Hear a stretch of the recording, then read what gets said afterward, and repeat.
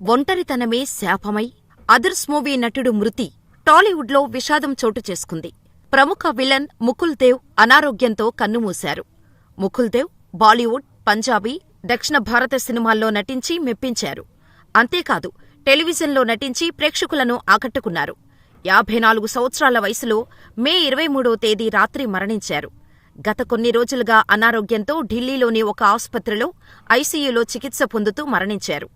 ముకుల్ దేవ్ 1996లో దస్తక్ సినిమాతో బాలీవుడ్లో అడుగుపెట్టిన ముకుల్ దేవ్ తెలుగులో రవితేజ హీరోగా నటించిన కృష్ణ సినిమాలో నటించి ఆకట్టుకున్నారు. అలాగే ప్రభాస్ హీరోగా నటించిన ఏక్ విలన్ సినిమాలోనూ నటించారు. అదేవిధంగా Siddham, Kedi, Adhurs, Bezawada, money money more money, Nippu, Bhai సినిమాల్లో నటించాడు. హిందీలో son of Sardaar, R Rajkumar, Jai Ho, Yamla Pagla Deewana వంటి చిత్రాల్లో తన నటనతో ప్రేక్షకుల హృదయాలను గెలుచుకున్నారు. హిందీతో పాటు పంజాబీ, బెంగాలీ, తెలుగు, తమిళం, కన్నడ, మలయాళం చిత్రాల్లో కూడా నటించారు.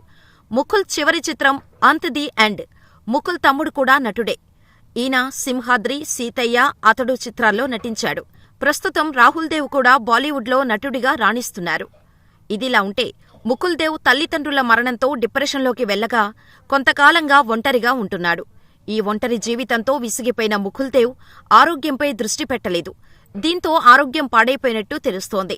వెంటనే ఆయనను కుటుంబ సభ్యులు ఆస్పత్రికి తరలించారు. కానీ పరిస్థితి చేయి దాటిపోవటంతో తుది శ్వాస విడిచారు. ముకుల్ దేవ్ మృతితో సినీ ప్రముఖులు సంతాపం తెలుపుతున్నారు. ఆయన ఆత్మకు శాంతి చేకూరాలని కోరుతున్నారు.